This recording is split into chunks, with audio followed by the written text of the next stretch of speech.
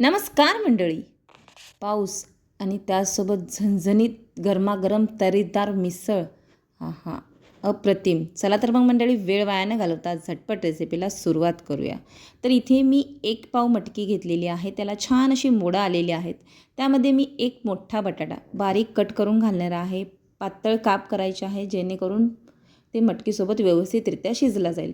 स्वच्छ 2 ते 3 वेळा धुवून घ्यायची आहे. नंतर आपण मटकी बुडेल इतकंच पाणी घालायचं आहे. त्यासोबत त्यामध्ये चवीनुसार मीठ आणि अर्धा चमचा हळद घालायची आहे. छानपैकी मिक्स करून हे मंद आचेवर झाकण ठेवून शिजवून घ्यायचं आहे.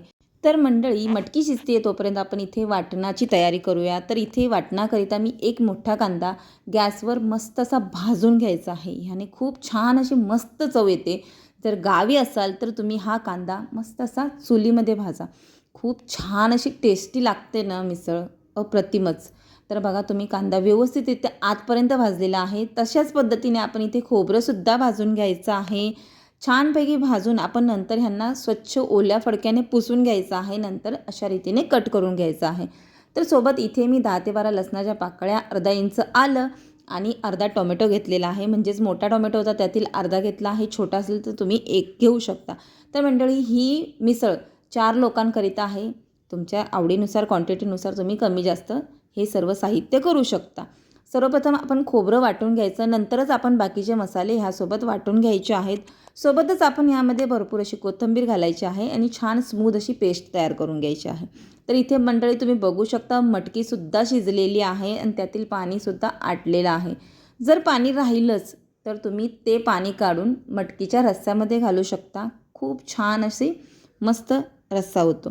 तर हे पहा, मी तुम्हाला जवळूनसुद्धा दाखवते. हे पहा, मस्त अप्रतिम. आता मटकी शिजलेली आहे. आपण आता रस्सा तयार करूया. तर इथे मी हांडीमध्ये 3 ते 4 चमचे तेल गरम केलं आहे. त्यामध्ये तयार केलेलं वाटण घालायचं आहे. वाटणाची क्वांटिटी जरा कमी ठेवायची आहे, जेणेकरून रस्सा पातळसर होतो. कारण मिसळचा रस्सा हा पातळच असतो. खूप छान असा टेस्टी लागला पाहिजे फक्त. छानपैकी हे वाटण भाजून घ्यायचं आहे अगदी तेल सुटेपर्यंत. आता आपण यामध्ये चवीनुसार मीठ घालायचं आहे. मिठाची क्वांटिटी थोडीशी कमी ठेवायची आहे, कारण आपण मटकीमध्ये सुद्धा मीठ घातलेलं आहे. सोबतच आपलं जे घरगुती कांदा लसूण मसाला असतो, कारण मिसळच्या रस्स्याला हाच मसाला लागतो. सो मंडळी, तुमच्याकडे नसेल तर तुम्ही दुकानातून आणून हाच मसाला घाला. चटणी म्हणतात आमच्यात ह्याला. आता ही चटणी आपण ह्यामध्ये घालून घेतली आहे. आता ही सुद्धा तेल सुटेपर्यंत पुन्हा एकदा 2 ते 3 मिनटं परतून घ्यायचं आहे. आता ही चटणी परतून झाल्यानंतर आपण ह्यामध्ये अगदी थोडीशी मटकी आणि बटाटा जो आपण शिजवलेला होता तो यामध्ये घालून घ्यायचा आहे. ह्याने काय होईल, मटकीचा जो अर्क असतो, म्हणजे जी चव असते ती रस्स्यामध्ये उतरेल आणि रस्सासुद्धा अप्रतिम लागेल. आता आपण ह्यामध्ये गरमागरम कडक तापलेलं पाणी घालायचं आहे, जेणेकरून ह्या रश्श्याला छान अशी तरी येईल आणि आमटीसुद्धा मस्त अशी लागेल. म्हणजेच रस्सा खूप छान असा चवीला लागतो. तर मंडळी, तुम्ही बघू शकता इथे मी कडकडीत पाणी घातलेलं आहे.